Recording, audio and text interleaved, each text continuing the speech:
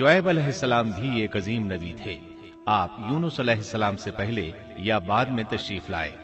مفسرین اور مورخین کے اقوال اس بارے میں مختلف ہیں۔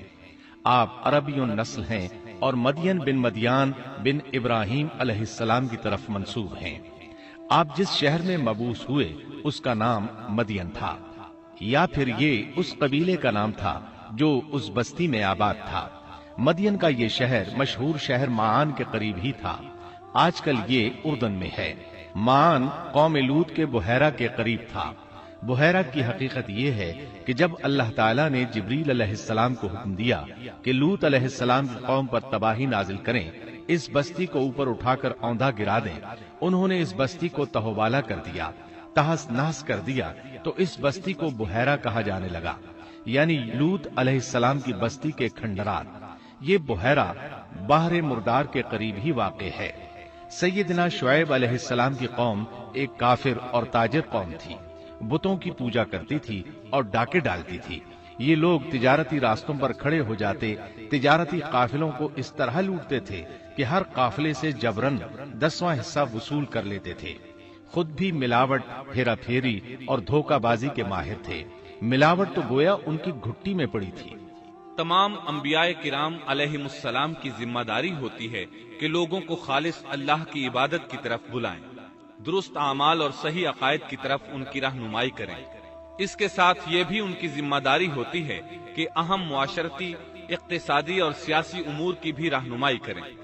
حقیقت یہ ہے کہ تمام انبیاء کرام کا طریقہ یہی تھا کہ جہاں کہیں قوم میں کوئی ٹیڑھا پن دیکھتے اس کی اصلاح فرمانے کی کوشش کرتے، عبادت اور عقیدے کی اصلاح کرنے کے ساتھ ساتھ دوسری خرابیوں کا بھی سامنا کرتے جو اس قوم میں پائی جاتی تھی۔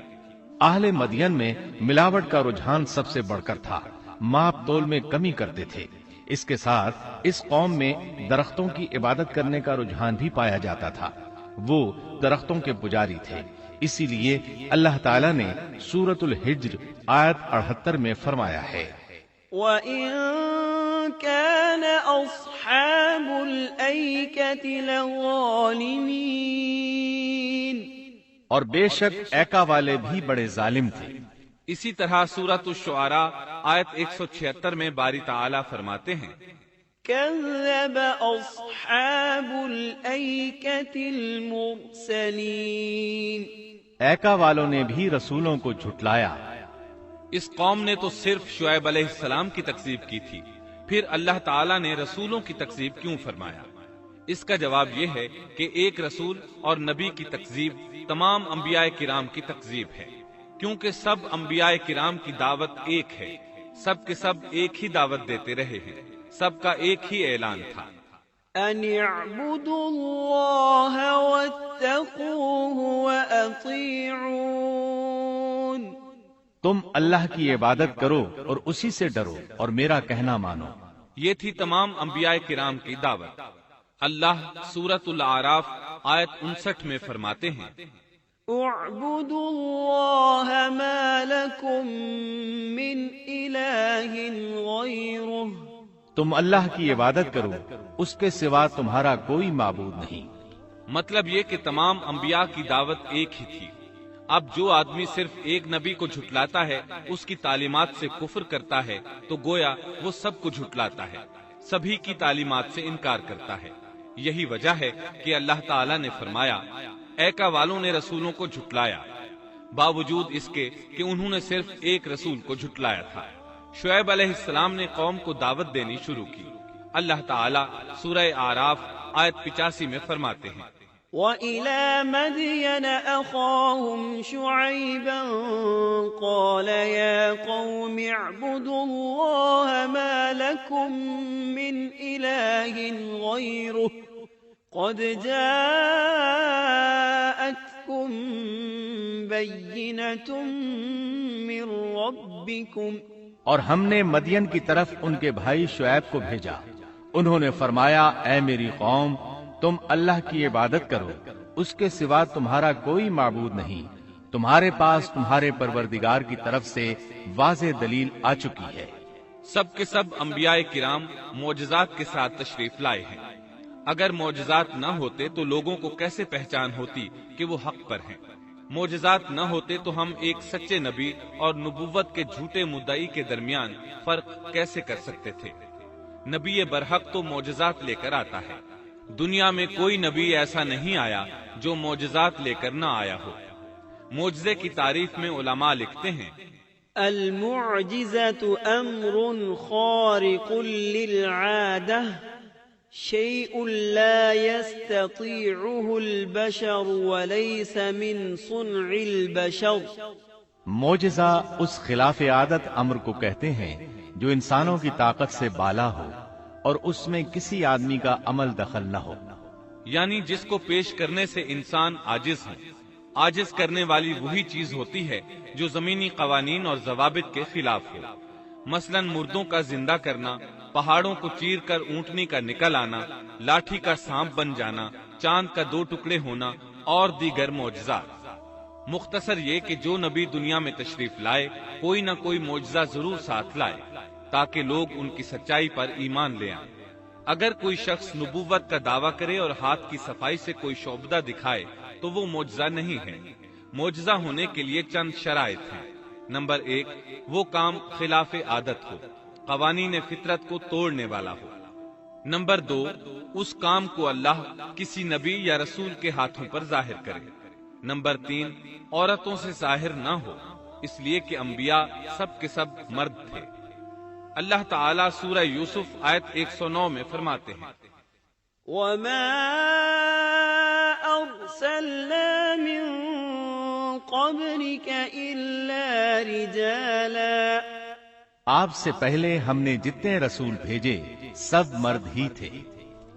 نمبر 4، اس معجزے سے وہ دوسروں کو چیلنج بھی کرے کہ مخالفین میں سے کوئی ایسا کر کے دکھائے، چاہے سب مل کر دکھائیں، مطلب یہ کہ وہ معجزہ سب کے لیے چیلنج ہے۔ شعیب علیہ السلام نے بھی اپنے معجزے کے ذریعے اپنی قوم کو چیلنج کیا۔ اللہ تعالیٰ ان کی زبان سے سورہ آراف آیت 85 میں فرماتے ہیں، قد جاءتكم بينة من ربكم۔ تمہارے پاس تمہارے رب کی طرف سے واضح دلیل آ چکی ہے۔ شعیب علیہ السلام ایسے واضح اور روشن امور ان کے سامنے پیش کرتے ہیں کہ جن پر عمل پیرا ہو کر وہ دنیا و آخرت میں فلاح پا سکتے تھے۔ سورۃ الاعراف آیت 85 میں ہے، فَأَوْفُوا الْكَيْلَ وَالْمِيزَانَ وَلَا تَبْخَسُوا النَّاسَ أَشْيَاءَهُمْ وَلَا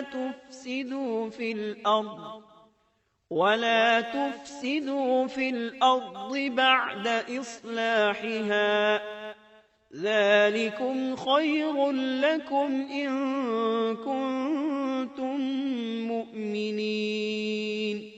بس تم ناپ تول پورا کیا کرو اور لوگوں کو ان کی چیزیں کم کر کے مت دو، اور روئے زمین میں اس کے بعد کہ اس کی درستی کر دی گئی فساد مت پھیلاؤ، یہ تمہارے لیے فائدہ مند ہے اگر تم تصدیق کرو۔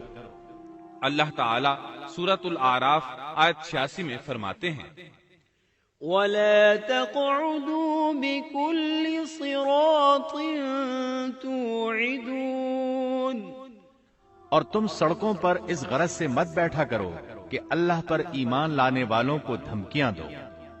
مطلب یہ کہ تمام تجارتی راستوں میں کٹوتیاں کرنے کے لیے نہ بیٹھا کرو، اگر وہ تمہیں رقوم ادا نہیں کرتے تو تم انہیں دھمکیاں دیتے ہو، جیسا کہ سورۃ الاعراف آیت 86 میں ہے، وَلَا تَقْعُدُوا بِكُلِّ صِرَاطٍ تُوعِدُونَ وَتَصُدُّونَ عَن سَبِيلِ اللَّهِ مَنْ آمَنَ بِهِ وَتَبْغُونَهَا عِوَجًا۔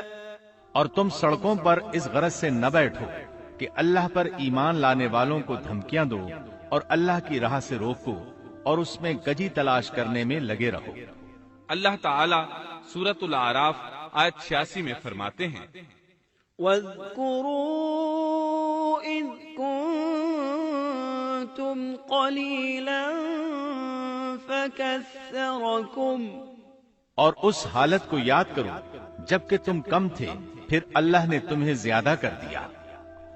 ان کی تعداد بالکل تھوڑی سی تھی، اللہ نے بڑی تیزی سے ان کی تعداد میں اضافہ کر دیا، لیکن جب انہوں نے شعیب علیہ السلام کی بات کو نہ مانا تو ان کا انجام کیا ہوا؟ اللہ تعالیٰ سورۃ الاعراف آیت 86 میں فرماتے ہیں، وانظروا كيف كان عاقبة المفسدين، اور دیکھو کیسا انجام ہوا فساد کرنے والوں کا۔ لوط علیہ السلام کی قوم چونکہ ان کے قریب ہی تھی، اس لیے ان کے انجام سے ڈرایا جا رہا ہے۔ قوم لوط کا واقعہ ان کے ہاں مشہور تھا۔ شعیب علیہ السلام کی دعوت کا تذکرہ سورہ ہود آیت 88 میں ہے کہ شعیب علیہ السلام نے اپنی قوم کو مخاطب کر کے فرمایا، ان اريد الا الاصلاح ما استطعت، میرا ارادہ تو اپنی طاقت بھر اصلاح کرنے ہی کا ہے۔ دائی حضرات پر صرف اپنی بساط کے مطابق پیغام پہنچا دینا ہوتا ہے۔ لوگوں کو ایمان لانے پر مجبور کرنا انبیاء اور دائی حضرات کے مشن میں شامل نہیں ہے۔ اللہ تعالی سورۃ الغاشیہ آیت 22 میں فرماتے ہیں، لست عليهم بمسيطر، آپ ان پر محاسب نہیں ہیں۔ مطلب یہ کہ آپ انہیں ایمان لانے اور راہ راست پر چلانے کے لیے مجبور نہیں کر سکتے۔ آپ کے ذمہ یہی امر ہے کہ آپ ان کی اصلاح کرنے کی کوشش کریں۔ سورہ ہود آیت 88 میں ہے، ان اريد الا الاصلاح ما استطعت وما توفيقي الا بالله عليه توكلت واليه انيب، میرا ارادہ تو اپنی طاقت بھر اصلاح کرنے کا ہی ہے، میری توفیق اللہ ہی کی مدد سے ہے، اسی پر میرا بھروسہ ہے اور اسی کی طرف میں رجوع کرتا ہوں۔ جب شعیب علیہ السلام نے انہیں ان باتوں کی طرف دعوت دی تو انہوں نے کفر کیا، آپ کو جھٹلایا، بلکہ یوں کہنے لگے، قالوا يا شعيب أصلاتك تأمرك أن نترك ما يعبد آباؤنا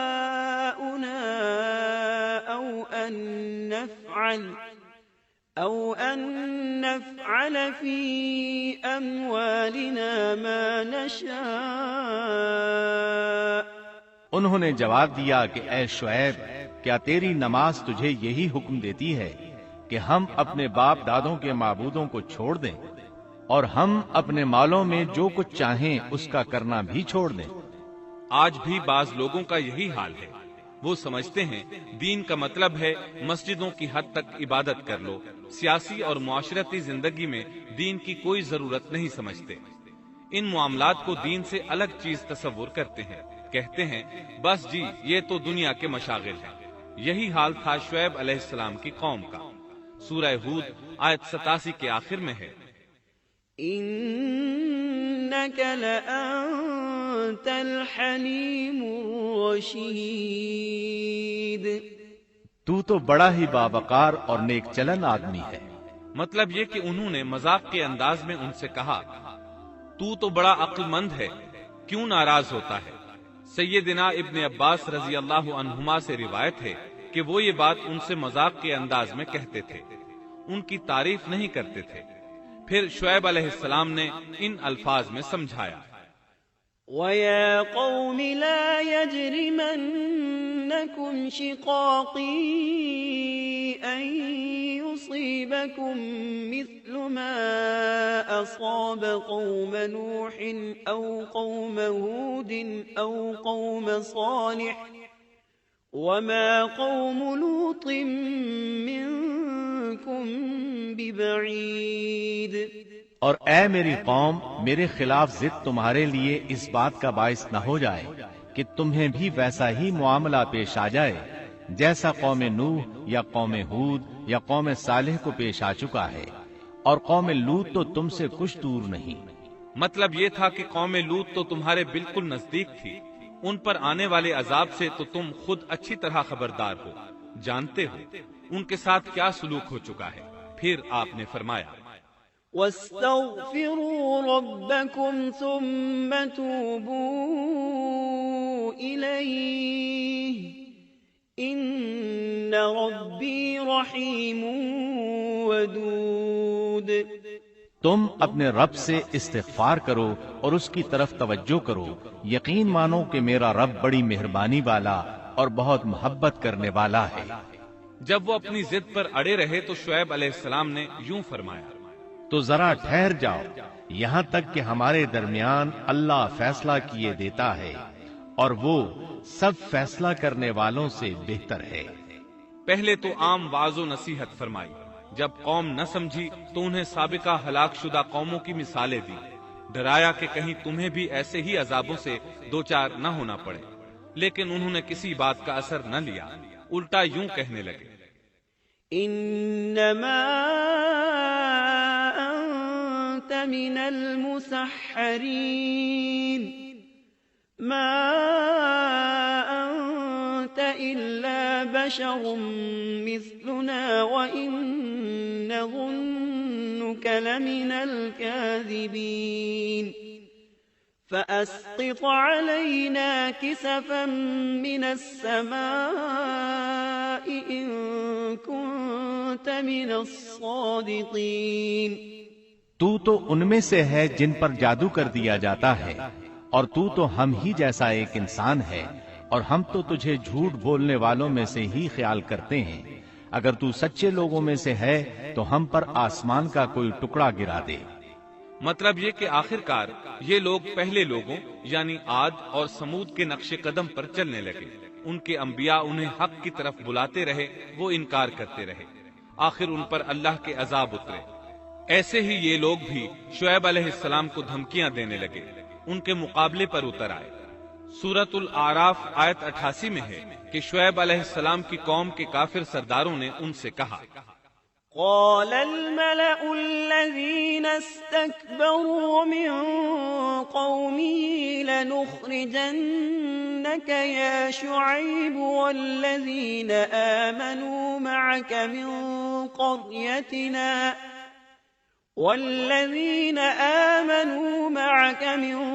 قريتنا أو لتعودن في ملتنا قال اولو كنا كارهين۔ ان کی قوم کے متکبر سرداروں نے کہا، اے شعیب، ہم آپ کو اور جو آپ کے ہمراہ ایمان والے ہیں انہیں اپنی بستی سے نکال دیں گے، یا یہ کہ تم ہمارے مذہب میں پھر آ جاؤ۔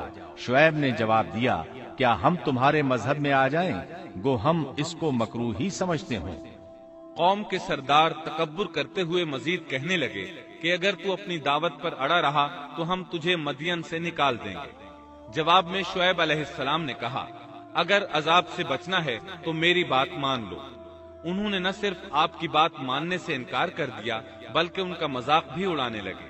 اس کا ذکر سورہ ہود آیت 91 میں آیا ہے۔ قالوا يا شعيب ما نفقه كثيرا مما تقول۔ انہوں نے کہا، اے شعیب، تیری اکثر باتیں تو ہماری سمجھ ہی میں نہیں آتی۔ شعیب علیہ السلام نے انہیں پھر سمجھایا تو وہ بولے، قالوا يا شعيب ما نفقه كثيرا مما تقول وإنا لنراك فينا ضعيفا ولولا رهطك لرجمناك وما أنت علينا بعزيز۔ اے شعیب، تیری اکثر باتیں تو ہماری سمجھ ہی میں نہیں آتی، اور ہم تو تجھے اپنے اندر بہت کمزور پاتے ہیں۔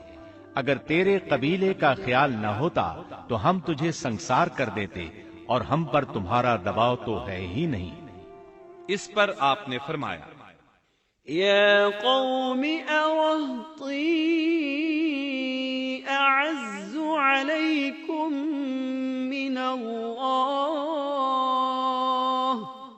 اے میری قوم کے لوگو، کیا تمہارے نزدیک میرے قبیلے کے لوگ اللہ سے بھی زیادہ عزت والے ہیں؟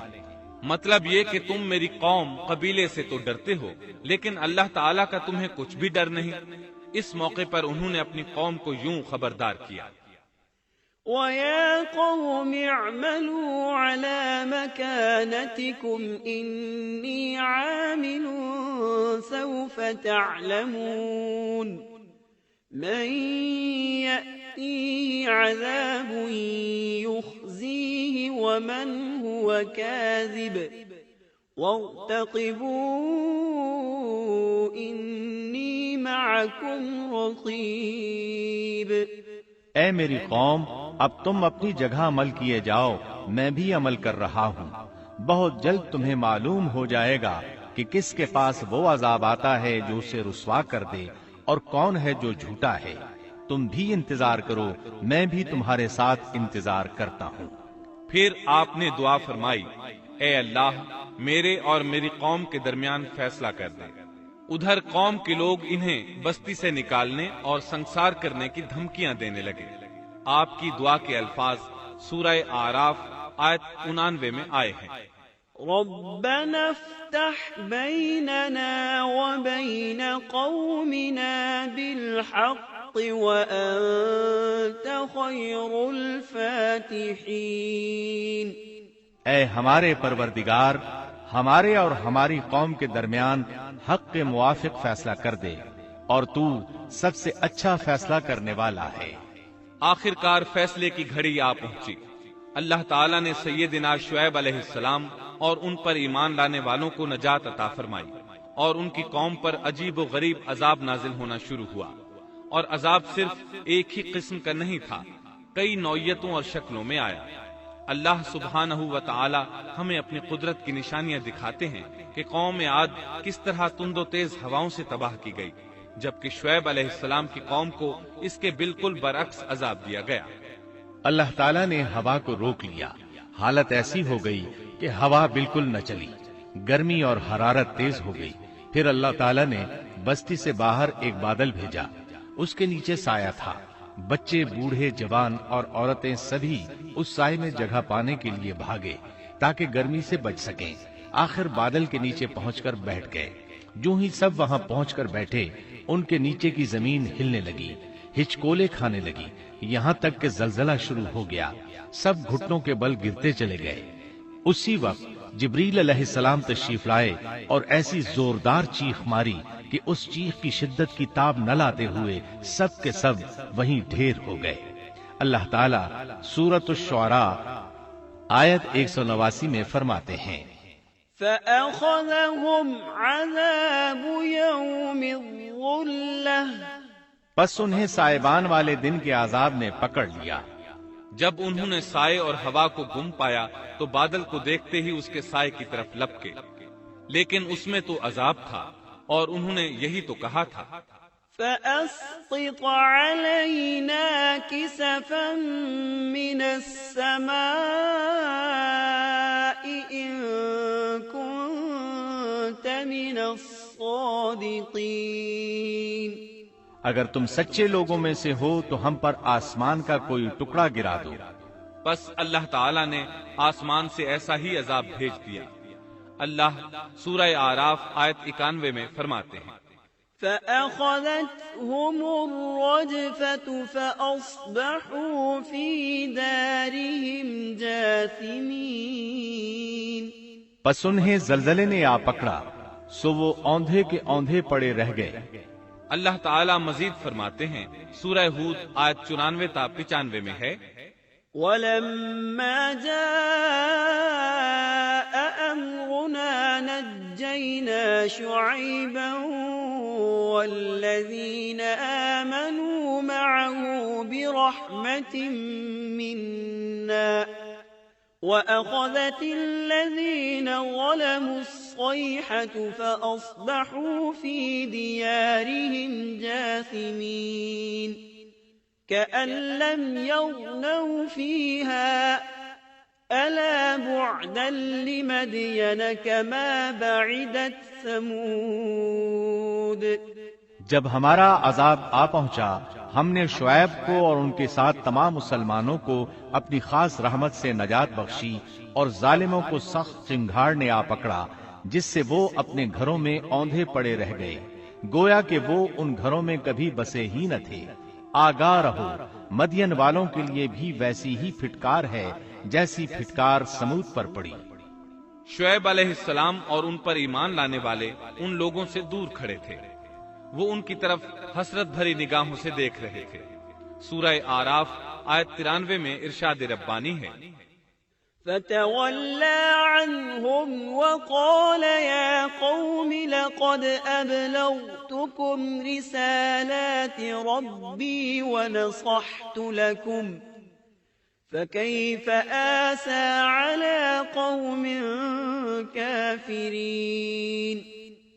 اس وقت شعیب ان سے منہ موڑ کر چلے اور فرمانے لگے، اے میری قوم، میں نے تمہیں اپنے پروردگار کے احکام پہنچا دیے اور میں نے تمہاری خیر خواہی کی، پھر میں ان کافر لوگوں پر کیوں رنج کروں؟